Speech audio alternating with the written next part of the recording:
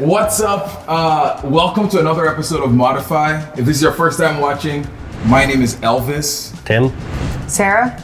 Rob. This is the third one. No, third one. This is the fourth one. Fourth one. I'm really bad at math. That's why I failed in school. It's fine. That's why we're making That's podcasts. You swing hammers. Yeah, exactly. You only needed one hand to get that far. Yeah. Oh my gosh. Okay, but yeah, so in this, we brought Sarah on today because she's part of our team at TrickFactory Customs. And I also wanted to mention, if you are not watching this, if you're just listening to it on any other podcast, Spotify, Apple Podcasts, all that stuff, you can actually watch the episode on the YouTube channel at TrickFactory Customs. We're probably going to link it in the description below. So do that. But Do it. Yep. With that said, let's just dive into it. I feel like today is gonna be a little bit different from the 3 episodes that we've filmed so far. But before we get started, or right as we're getting started, what have you guys been up to this week? What any glorious projects?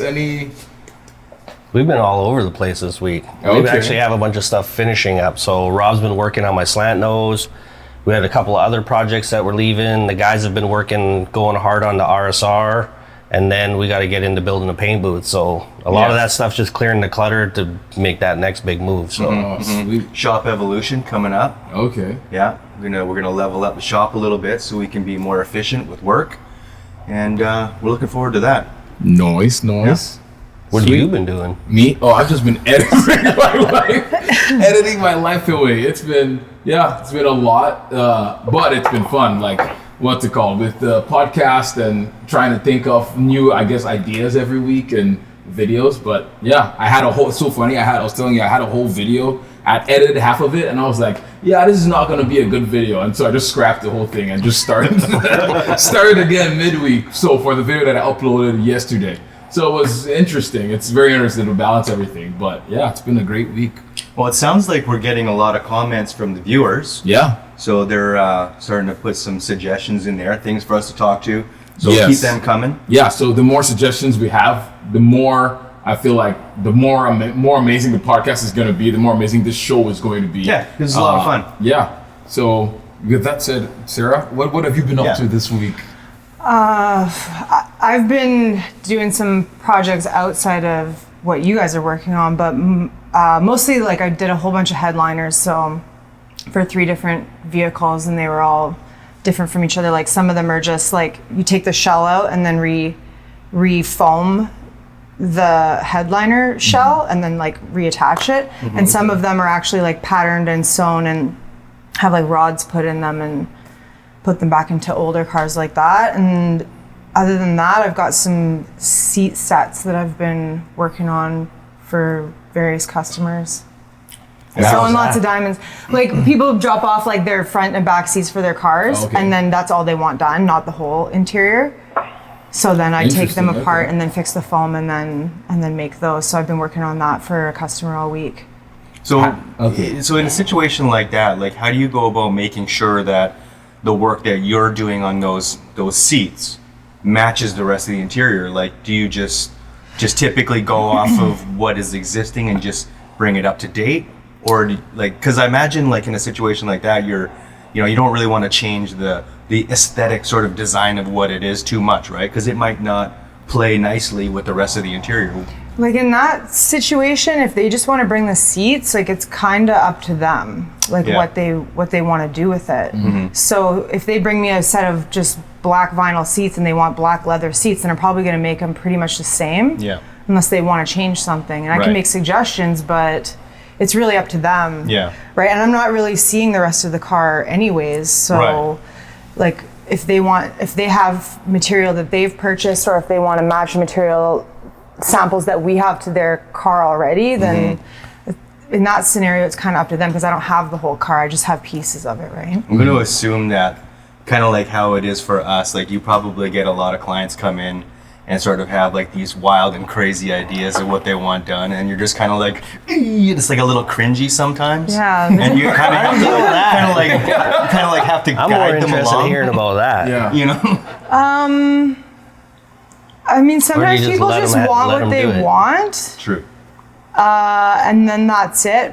And I mean, it's kind of hard. Sometimes I just say like, that's ridiculous, but if you want to do it, like I will kind of like let them know how I feel, or like they can probably just tell by my face when I'm like, okay. Yeah. I mean, I used Tim's line that he taught me, which is, that's a lot to look at. Ooh, that's a lot to think about even. That's a lot to look at. That's a lot to think about, right? So funny. But sometimes people want like just ridiculous, metallic blue and orange, or like something like weird, right? You know, it's funny though, because like I noticed, like in all the years that we've been doing it, it's really, really easy. Like sometimes people don't really know what they want. They kind of know more what they don't want. And if you can kind of like find out what those are, then your choice to what you do is kind of a little bit more.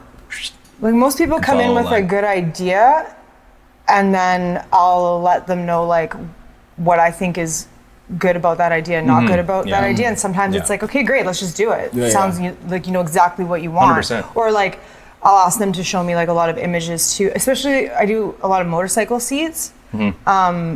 And so I'll ask them to send me pictures of things that they like and things that they don't like. Right? That's a so good. go on Pinterest, go on Google your seat, Google other seats like it, or even just a similar style of bike, and then tell me what's like absolutely no. And then I can kind of work with that and give them some options, right? Yeah, that makes sense. I mean, you guys do so many different types of things downstairs. You do modern cars, all the way into like classic hot rod, vintage stuff.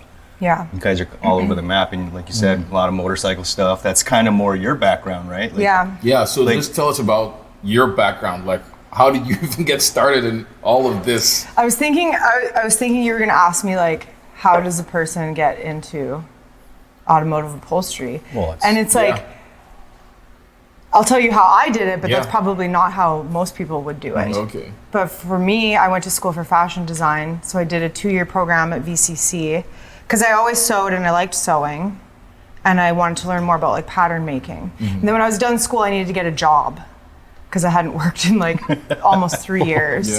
And we live in Vancouver, so that's very hard. So I got a job at a motorcycle dealership in Vancouver, and I ended up staying there for 7 years. Oh shoot! Okay, what were you doing at the motorcycle dealership?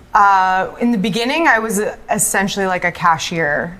Like they just hired me in the apparel department to like, you know, just ring through customers and try to like keep the shelves like merchandise somewhat. And in the end, I was managing both dealerships' apparel departments, which were really big, and doing all the purchasing for both of those, and then managing all the sales people for the apparel departments only, and a lot of stuff. It was awesome.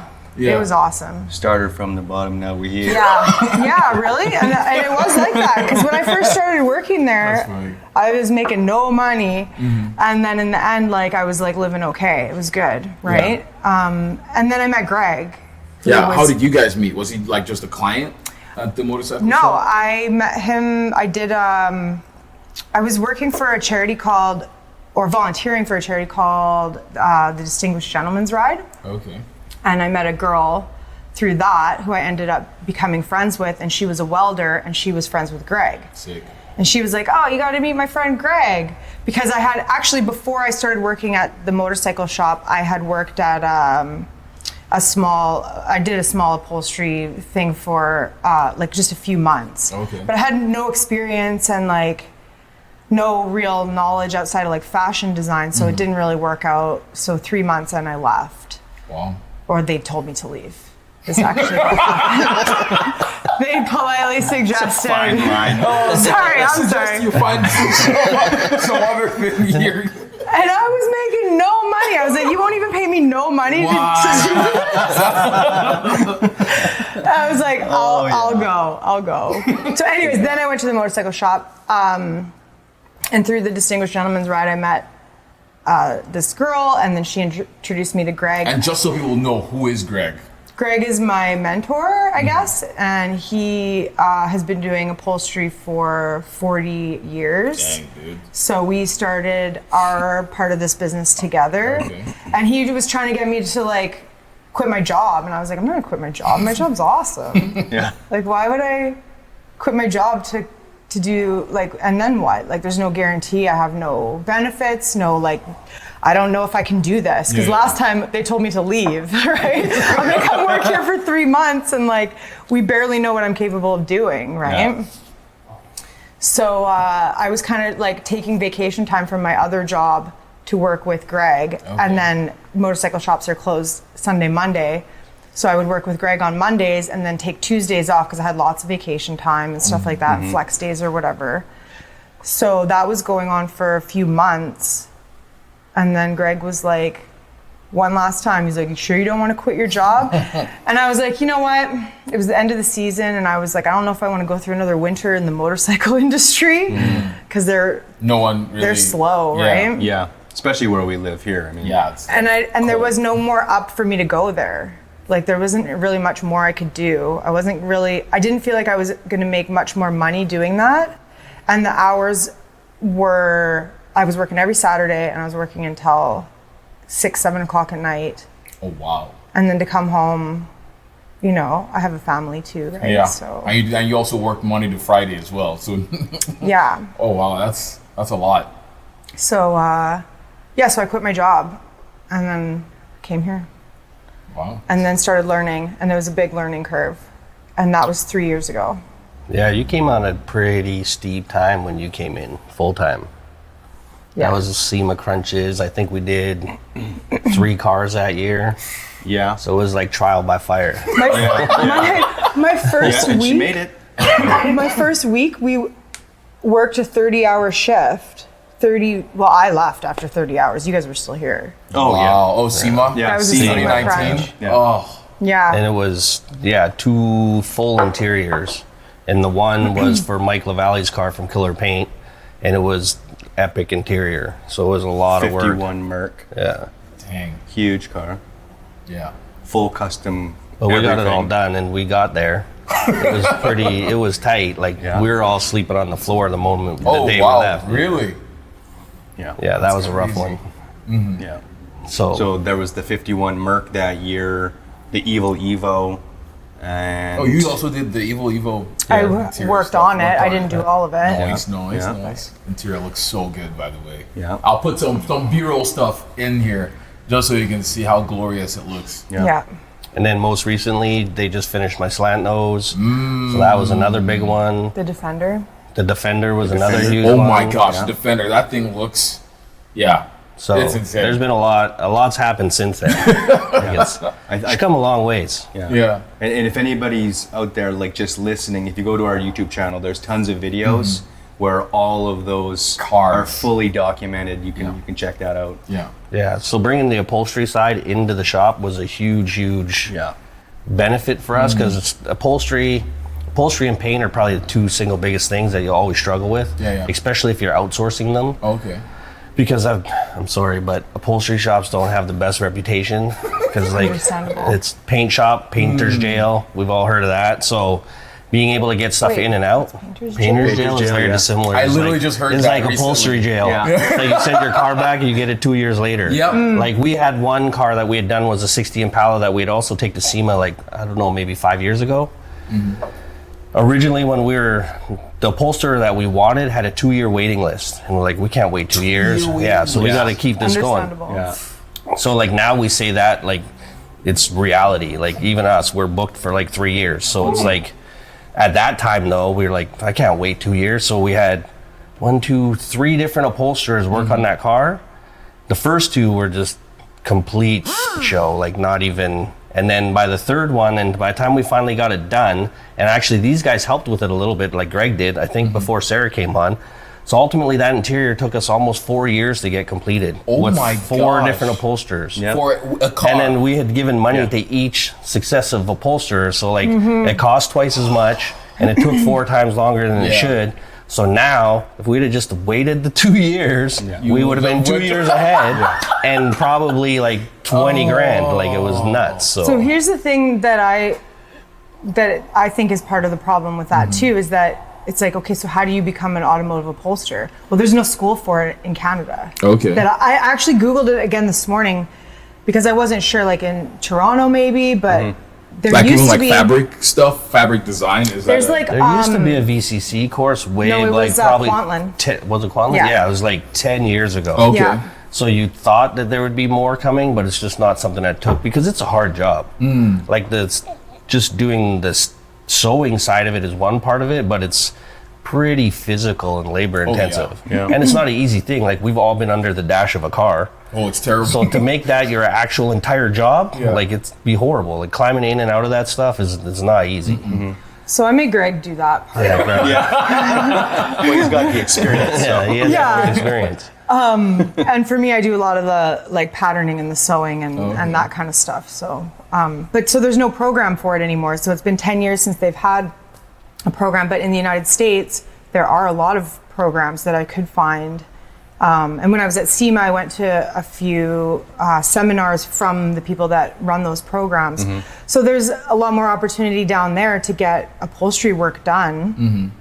And it's a bigger culture down there, I think. Yeah, because for I'd sure. say automotive upholstery's only really come on really heavy in like maybe the last 5 to 7 years. Really? Yeah. Whereas like interiors have become like it's always been a thing for us because that's where you spend all your time. Oh yeah. So as an owner and as a driver, that should be The a big focus even. piece of the puzzle. Yeah. Because traditionally you'd see hot rods and like they'd have amazing paint jobs, amazing chrome, crazy motors, all this wild stuff. And then inside they just got 2 bucket seats and a shifter. Yeah. And it's like, that's where you're spending, like you personally as the owner are spending all your time. Yeah, Yet it was so overlooked. But now you're starting to see interiors and cars that are like $100,000 interiors. Like they're insane. There's as much more effort going into the interior than there is the rest of the car. That's pretty awesome. So like that was always something that we aspired to have, but the struggle was getting somebody to do it. So now it's definitely a lot easier and it's helped with our workflow, but it's traditionally it was a really hard thing to get done and it wasn't really a focal point. And you still see it, you go to hot rod shows and it's like this guy's got like a folding lawn chair in there and you're like, what the hell is this? It's art. The Mexican blanket, like all that kind of stuff. There's still a little bit of that, but you can see the interior side of it is becoming a much bigger part of the overall build. So Some people think automotive upholstery is easy, but it is so tough. Like I don't know anything about upholstery. I tried to save money when I was doing my Datsun initially. And so I was like, nah, racing seats are too expensive. I'm just gonna get the original seats. It looked like there was a knife fight in my seats. Like they just cut, it was terrible. So I was like, I'm just gonna take it out, reupholster the thing, watch some YouTube videos. We're like, oh, just do this, do that. I was like, easy. I tried it and I was like, I am never touching my seats again. I am never doing this because I tried to do a custom seat cover with like some patterns that I have from Nigeria. I'm originally from Nigeria, so I was like, oh, that would be a cool tie-in. Yeah. But it was so bad, like everything. I was like, I just threw out the whole thing and just ended up buying racing seats because I was like, I can't even do this. And same thing with like dash, all of that stuff. I did it, and now I'm like, never again. Like this was a lot. Like someone needs to take time in doing this. Someone that has experience, that has the know-how of able to get it done, pretty much. And you have to have the right tools too. Like a lot of people can't, like a lot of people have a sewing machine at home, but you can't just sew these materials with your home sewing machine. And even same thing, I had a friend who was like, oh, how much to do my motorcycle seat? And I told him what I would do it for him, and he was a friend, so it was still fairly inexpensive. And he's like, you know what? I got a sewing machine. I'm going to do it myself. Oh, no. And he sent me all the photos and then the final product, and it's like, it's beautiful, like in a in a Charlie Brown Christmas tree kind of way. it's like a 5-year-old doing you a painting. It's like, oh, you know what? And he just has like this old like bike, and he's just like this super cool hipster dude. And I'm like, man, you did it. You did it. You did it. I hope he sees this. That's so funny. But yeah, and I was like, if you ever, maybe come down to the shop and we can use my machine to sew it. I won't even charge you because this is You just feel bad. concerning. This just needs to be sorted out. Yeah. So yeah, it does take a lot of practice. I mean, I started sewing probably when I was like 7. Oh, dang. And then when I was 26, I went to school to learn how to sew better. And I'm still taking private pattern drafting classes. Wow. Well, I mean, Every week. It's you can never stop learning new things, right? And I admire that. That's amazing. Yeah. Yes.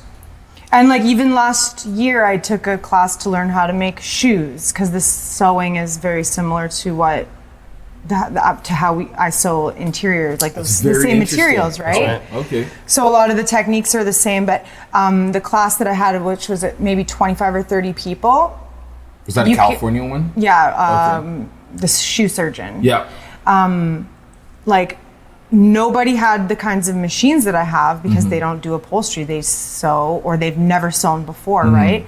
And you can see like very visibly, like your shoes are put together and like now you know what it takes to make a shoe. But if you've never sewn before, like it was a lot of people dropped out because they'd get to a point and they'd be like, I can't, because it was online, right? Okay. It was online. And so if you were in person, then you would have machines there, like in a school like I went to, industrial machines. Wow. And you would be able to do it or have someone to help you troubleshoot that. So that's crazy. it was kind of sad to watch people drop out because they didn't have the proper tools. Yeah.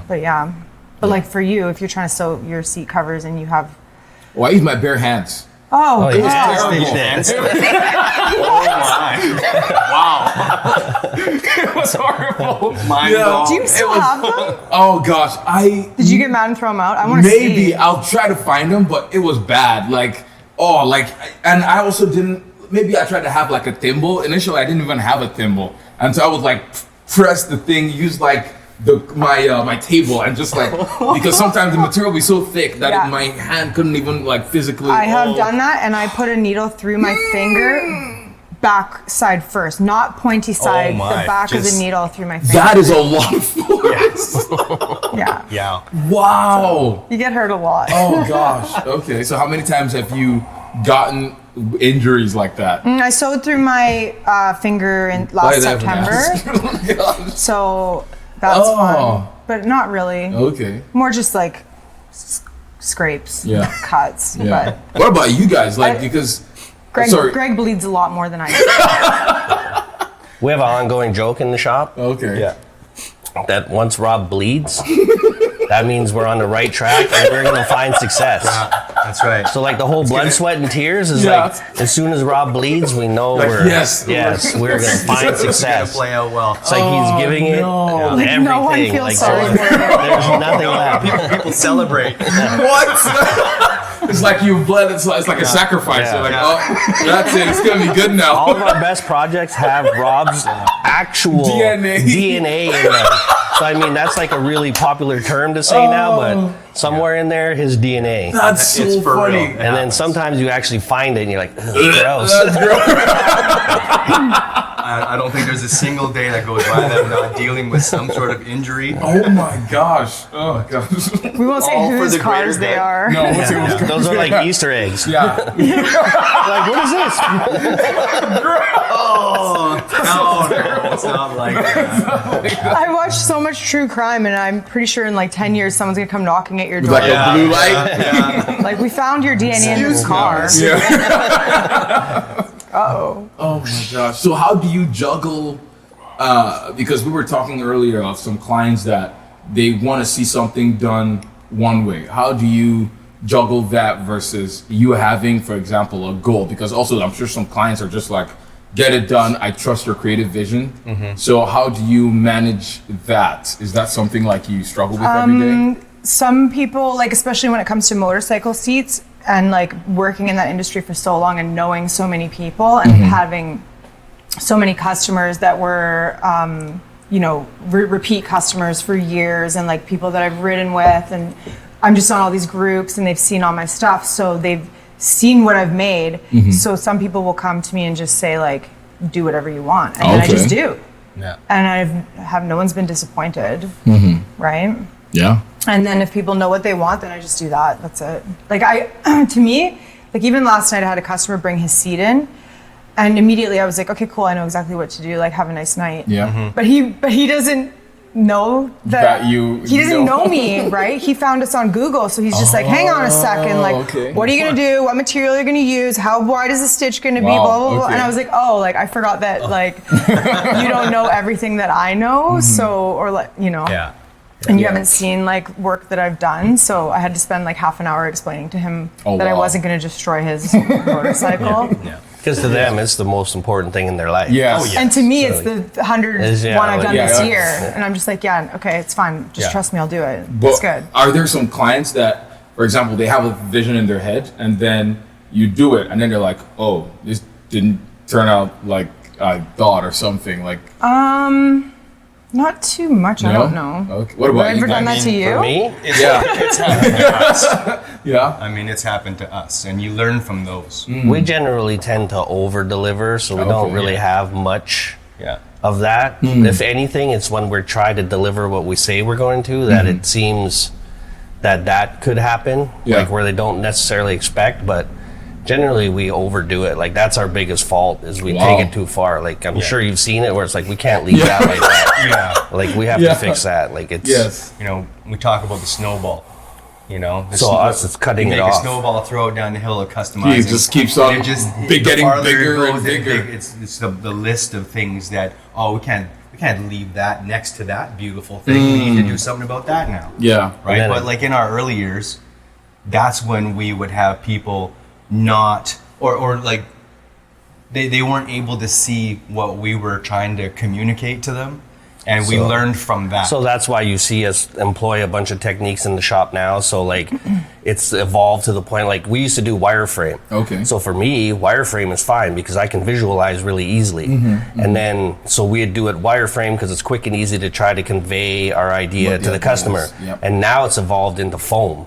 So now we'll do like an actual foam, and then now you have 3D printing, whereas like it's even another level. So we'll 3D print something, and be like, this is what it's going to be, and it's super easy for them to sign off on. But in the early days, we had hand-shaped foam because we did a lot of motorcycles. So it'd be like, this is what your gas tank's going to look like. And they can touch it, feel it, and then we just make it out of metal. Yeah. So that removed a lot of that because in the visualization process, like some people just aren't able to do it. Yeah. So like for me, I don't struggle with it, so I can see the end result before I even done it. And you've seen guys in the shop, and they're like, "Oh man, that looks sick." I'm like, "I know, I knew before we even started." Yeah. But to them, they have to see the steps and see it come together. And then a lot of customers are like that too. But kind of now where we are, they just leave us to it. So like they're confident because they've come to us specifically for our aesthetic. Yeah. So they know it's going to be within a realm. Like they're not going to come back and it's going to be completely off, because they're especially with social media, they're following along. Yeah. And they know and they've got a feel for our aesthetic. So it doesn't really happen anymore. But in the early days, it did happen with bikes, especially with how wild bikes were getting. Like guys are putting ninja swords and dragon heads and all this crazy and you're like, a lot of the stuff, I just send it away. I'm like, no, I'm not doing that. Like, what do you mean, man? I'm going to pay you. I'm like, I don't care. You can't pay me enough to do that. So like, I see it sometimes in the upholstery shop and I'll just walk in and be like, man, that is the ugliest thing I've seen.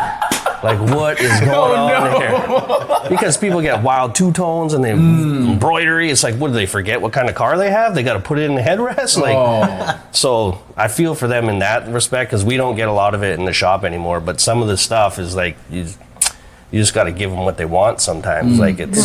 You're trying to balance out that, it's running a business and it's creative expression. And it's a really difficult thing to balance. It takes a long time, experience, and like a history of showing the things that you're capable of doing. That's good. So it takes, when those things start takes to a while to balance get out. to a point where you can start like, I'm not going to be into that, so I'm not going to do it justice. So it's probably for somebody else. And that's a solid moral thing right there in itself. Like, in this custom world, it's a pretty small little world.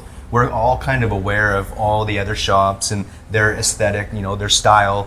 And like someone comes to you and they're saying, hey, I want to do it like this. And you're just like, ooh, geez, I don't know, man. That's not, I'm not Maybe feeling try that. these guys. Try these guys. Like these guys. Because that's kind of what they do, right? I'm not saying that it's ugly. True. But It's that's not what just- they do. Yeah, it's not your aesthetic. It's not your. You know, and that's you got to be in the position where, you know, in business that makes sense too, right? Because you want to do right by the project, by the And customer. some people just don't notice the difference at Yeah. all. So it's like, So true. that's the other side of it, is like we can make something that is so detail heavy, but they miss like 70% of it. Oh, and to shoot. them over here, this $500 thing looks the same. They're like, they literally can't tell the difference. That's And to interesting. me, Okay. I'll look at that and be like, oh my God, that's horrible. Whereas mine's 5 times as much. But they can't, like, we've struggled with it lots. Like, what do you mean? I can buy this off eBay for $500. Like, well, you should. Like, 100%. That's for you. Like, if you can't tell the difference, I don't have the time to explain it to you. So it's a struggle. And then a lot of the stuff, I could see huge struggles in their industry because there's so many of these like seat manufacturers that do aftermarket seats, and they're like $400. It's the same as us when kids come in like, I want a full custom exhaust. You're like, okay, it's $3,500. It's like, Yeah. well, I can get one for Buy one. $700. It's like, well, you Go should. ahead. You should. Yeah. But if you want what you want it to be one-off and you want to have some say in it, that's just what it costs. I can't compete with that stuff because that's manufactured And it's stuff. mass-produced, so Mass-produced. There's anything that's of decent quality and a reasonable price, someone's going to pull up next to you with a light with the same stuff. Yeah. Like there's lots of great products that are reasonably priced, but it's not really custom. Like it's not, so you have to come here for something unique that you want specifically for yourself. Okay. But it's expensive. It costs money. True. Yeah. And like even for upholstery, there are places that do make like custom seat covers, and people will buy them and bring them to us, and then we'll install them. And some places do them really well. Sorry. And then some people will go and buy I can get those for $400, and it's like pretty much wish.com. Oh, God. Yeah. Right? Well, they just finished a project for us recently, and that was very much the scenario. The guy had bought an interior kit Okay. under the premise of saving a bunch of money, and I'm going to put it in myself, blah, blah, blah. But what we find out is like we got our 30, 40-year experienced guy, and he's like struggling with it, and we got to Wow. take material off and rewrap pieces and restitch pieces, and this panel's too big, and that panel's gosh. like...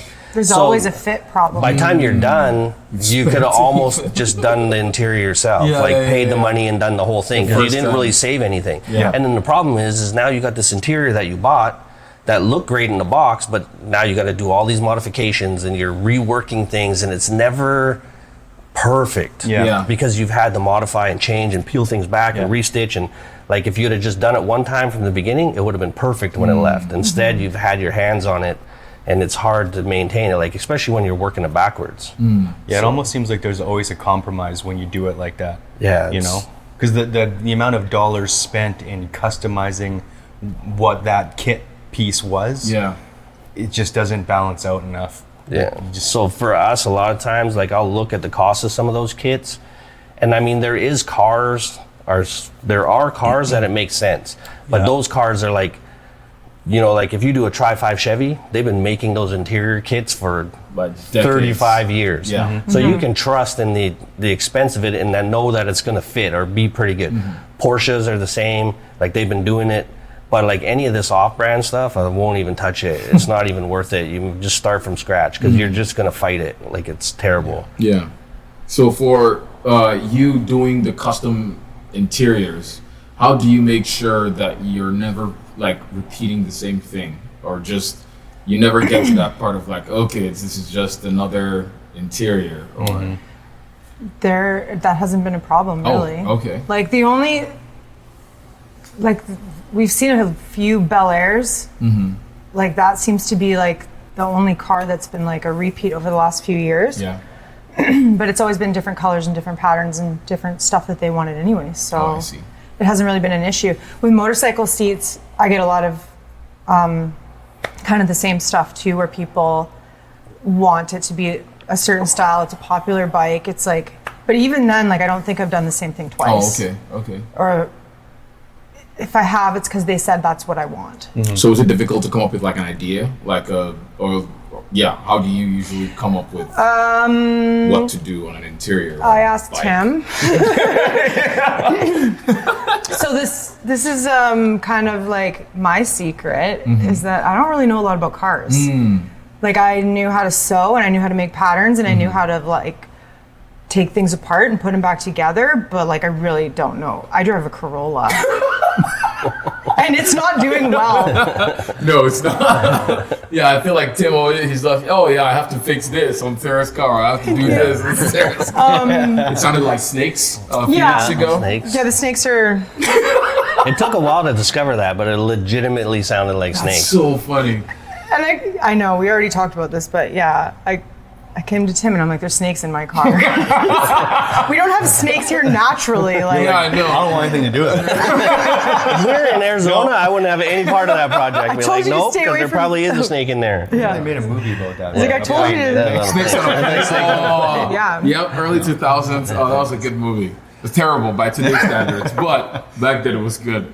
But so are you said you have a Corolla. Are you ever gonna get a car like a fun car? No. No? Why? She has a motorcycle that we did for her. Oh, Yeah. Oh, yeah. So yeah, talk about that. I will have that car until it is unfixable because I refuse to make a car payment and it's paid for. It's a Corolla. No, 'cause if I get lasts any- till the end of time. Get something classic? No, you're not into No, like I just classic don't stuff? really like. I don't know. Maybe I will. Oh, I have like my dad has some cars that Okay. he says will be mine someday.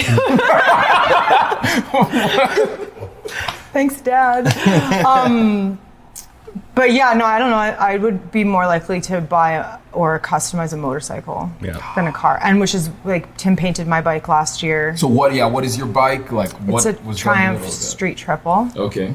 Yeah, it's a 2010. Like it's older now, but I feel like that's not old though. 2010. it's 12 years. Oh, I didn't think about That was 12 years ago. fast. I know. So rather than getting something new, we just gave it a whole makeover. Yeah, I'm like, this bike's ugly. The frame had some weird wax thing on it. Staining on Somebody, it. whoever the previous owner was. And I was like, I like riding this bike. It's so fun to ride, but like, it looks like not. It's not cool. Yeah. You just give it a little bit of love, and now it looks awesome. Now What it's all did you guys awesome. do to it? Oh, we took it right back and we did the frame, swing arm, wheels, body work. She did a bunch of custom seat for it. Oh, okay. So a lot of it was just refinishing and detailing things. Just sort of freshening it up. We didn't get No wild with performance. no, upgrades, we didn't all get that? wild Okay. with customization. It was just mostly refinishing. Yeah, that's So- usually all it really takes in that world. So those kinds of bikes are so fantastic already. Yeah. I wouldn't know what else to do to it, really. Yeah. Yeah, you can get wild with them, but they're already so good that you don't really need to do much to them. So. And I probably will have it for a few more years, but after that, like, that's probably it for that bike for me. But I think it'll be a hard sell because it's got a Yeah, purple yeah. frame and it's got like hearts on I think it looks glorious. It Yeah. looks awesome. Yeah, it definitely looks good. It's pretty sick. I love it. It's pretty personalized now. It's like my bike for Yeah. sure. Yeah. So, like, do you have or do you intend to have like a shop car? Tim, Rob, you guys have your cars, but like, I don't do you think have so. any upholstery? Like, boom, I did everything in this. This is what I'm capable Kind of of. where our cars come into it. Okay. So they lean on ours a bit to show Yeah. everybody what they can do. And luckily, we're able to keep them around here. Yeah. So that was a big part of, like, it was an evolution for us because we had done so many cars for so many people and everybody's excited. And they're like, yeah, I'm going to get your keys to my car. You can take it any show you want, whenever you want. And then the first time you call, you're like, hey, man, can I get your car for Saturday? Yeah, I got a wedding I wanted to go take it to. So next weekend, 100%. Oh, You're gosh. like, next weekend, I don't need it. So, like, that's how the story of the Evil Evo came to be, is we needed something to showcase all of our things. Yeah. And then now we keep them around. We do them for ourselves. So they're able to lean on our stuff because they're kind of always here. And Okay, being as they're okay. attached to us, it's an easy thing. But they I- should do I would- something. I would probably not be able to do that. No, not be able to get like a Full cheapish full hot custom- rod and full just custom like interior full Corolla? custom interior. It would take up shop space. The only thing I want to do to my car is make the back seat, change the back seat to vinyl because I put my dog back there all the time, and she's always like muddy, and this is how much I. That's custom interior. Yeah, this is my custom interior. It's like. This is my dog's muddy back there, and I accidentally left a brick of butter in the back seat when it was really hot out, so it melted butter all over my seat. That sounds nasty. I know, it's really bad. So I had to like clean it all out, and now it's getting a new cover because that was a big mistake. Do you guys have anything else to add before we? No, we could end up on like 8 other tangents, but we'll get to it. You get me started, we're never going to stop. Yeah, so if you have any questions for stuff that we could talk about in the next show, or just have any questions for us in general, just comment in the comment section below. If you're listening to this on any of the podcasts, you can also comment as well. And we have an Instagram account for this podcast. So it's called Modify with TrickFactory Custom. So you can find us on Instagram, find us on all the podcasts that you listen to, wherever you get your podcasts. And that's pretty much it. And also rate the podcast too, so it moves up in the level of podcasting if you made it this far to listening. Yeah, congratulations to you. Yeah, congrats to you. Thank you. Leave a thumbs up if you like the video. Subscribe to our YouTube channel at TrickFactory Customs. And with that said, that's pretty much it. We will see you next week. Bye.